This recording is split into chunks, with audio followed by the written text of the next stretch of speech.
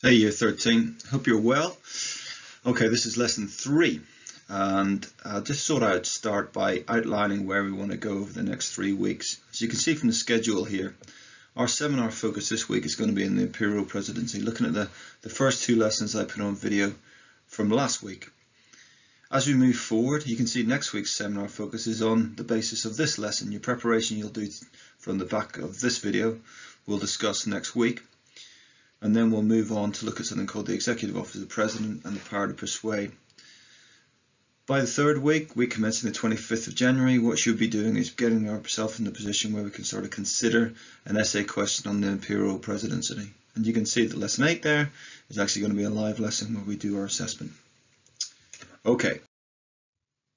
Our main focus so far has been on presidential power. And the really fascinating question of how powerful a president is. Constitutionally, in terms of their formal powers, are they a battering ram as Scarnett puts forward? Or is it more the case that we're really looking at the constraints? The constitutional constraints being hugely significant and making, in some people's words, the president imperiled. Balancing across that, we're looking at informal powers. We're considering the ways in which the president's role has evolved over time to try and bypass Congress in particular ways. But also be acknowledging the fact that the increasing expectations on the president come with other restrictions that have also increased at the same time, such as the growth of the federal bureaucracy, which actually means implementation of policy is very difficult. This all is a discussion essentially around presidential power as it seems, not necessarily the resources that support a president. And to do that, we need to consider that also in comparison to the UK. If you remember this diagram, this is the core executive of the UK, and we can see how the Prime Minister can be supported in their job as first among equals.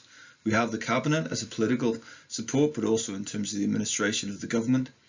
But when you consider the other support functions that the Prime Minister can enjoy, the Cabinet Office, the present residence of Michael Gove, the Cabinet Committees selected by the Prime Minister, bilateral meetings as and when needed, and also the Prime Ministerial Department where special advisors will exist. So we can see that the Prime Minister could be argued to be well resourced, with number 10 dominating the core executive with particular Prime Ministers.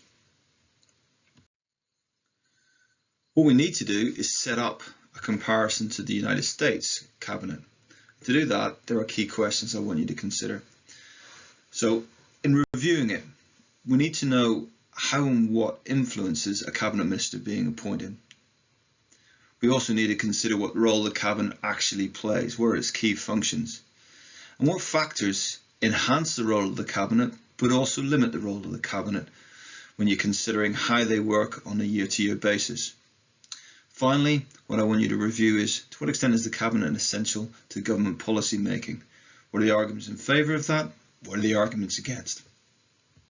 So when we consider Johnson's Cabinet at the minute, you can see some of the examples you could use here in terms of a discussion of why are people put into their particular positions. Certainly if you looked at his present cabinet, you would be considering why Sunak is there. Okay, as the Chancellor, why did he position him in the most recent reshuffle?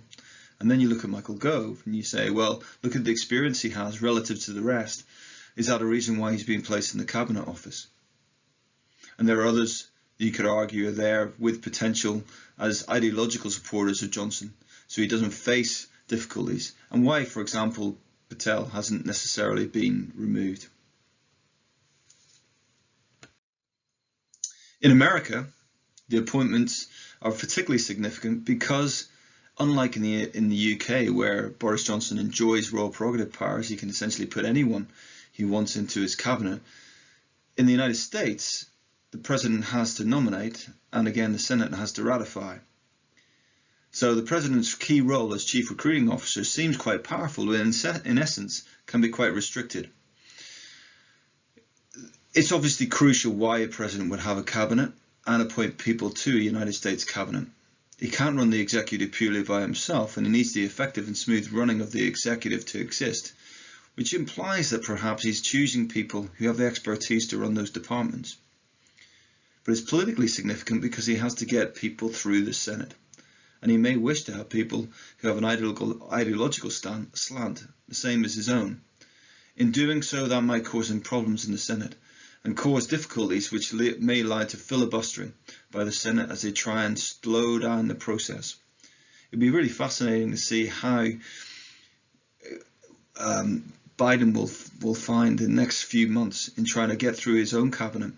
Luckily for him, with the Georgia result, he now has the Senate on side, but that doesn't necessarily mean he won't be slowed down in trying to get through more appointments than perhaps the Republicans in the Senate would allow him to do. It also brings in the concept of recess appointments, a direct action power which goes away from the powers of the Senate. There have been examples of this in the past, but it's good to use within the context of discussing the relevance of the cabinet. So, this is your preparation.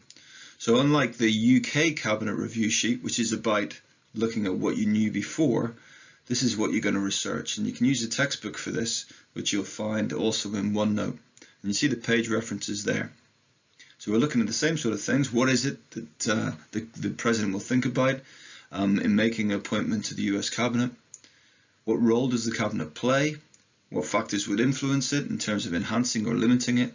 And then to what extent can we say the Cabinet is essential to government policy making? To do this work, I would like you to do it in OneNote.